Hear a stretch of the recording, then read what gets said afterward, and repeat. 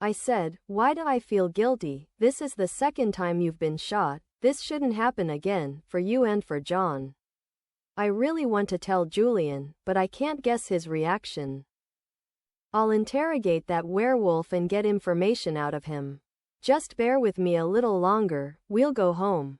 Julian said while drying his hands with a towel. Well, you've warmed up together. Don't worry, he'll be fine.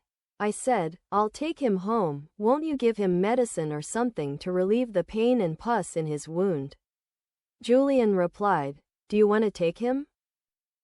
But you have to be very careful, he shouldn't be moved too hard or his stitches will open. Julian went to the medicine cabinet. After choosing them he said to me, this is a painkiller.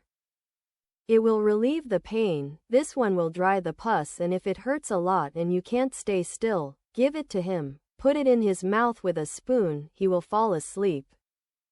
I will come see him as soon as possible. I said, thank you. I went to his desk and put his visit money on the desk. He looked at the money and said, how many times have I told you not to do this? I said with a smile, this is from Greg and his wife, to thank you. Julian looked at John and Merbam, who were lying on the bed, and said slowly and seriously, you have to explain your behavior with these people. Is there something between you and them? What is it? I said, I'll tell you, I promise. Julian replied, you promise? I hope you keep your promise. Now take her on a stretcher, I'll help you and help her to the car. We carried Miriam to the car on a stretcher and put her in the back seat. In her wolf form. She was heavier and bigger than her human form. I put the stretcher in the trunk, and I got 2 white hospital sheets from Julian. I said goodbye and set off. John transformed while wrapping the sheet around himself, and Miriam returned to her human form.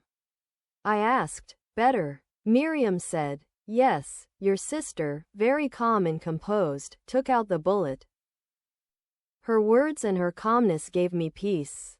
I said, she's used to it, she's been through these scenes a lot, when she was with me. Or when hunters and people suffered terrible wounds due to attacks or intentional or accidental shootings. You should have announced your presence before or after the fight with that werewolf. That's how I warned Kate and Julian, not to shoot you, we all thought you were one of the werewolves there. When you told me it was too late. John said, there was no time to talk in the middle of a fight, I'm going to tell you that he got shot. I said, I'm sorry, I caused this, you two in wolf mode, you're bigger than Kayak. I'll get you 2 bulletproof vests with the police logo, order 2 necklaces for these occasions of your choice. I'll tell you the size of the jewelry to embed the tracker, that way whenever you want. We're together, and this terrible thing won't happen again. Don't you like to wear a collar around your neck? John looked at me and Miriam, I looked at John, and at Miriam in the mirror. Miriam said, I'm thirsty. I said, water is not good for you. However, John, there is a bottle of mineral water on the dashboard. Wet a tissue and gently press it to her lips. John did the same. Finally we reached the farm. John helped Miriam get up. I placed the stretcher on the ground in front of her feet. Miriam lay down gently on it. With John's help, we secured the stretcher on its wheeled legs. I gave Miriam the bag of medicines. We went inside the house. I started to make dinner. After a while John came to the kitchen. I said, I'm sorry. Really? John, it's okay, you were really upset too, you were crying like a child.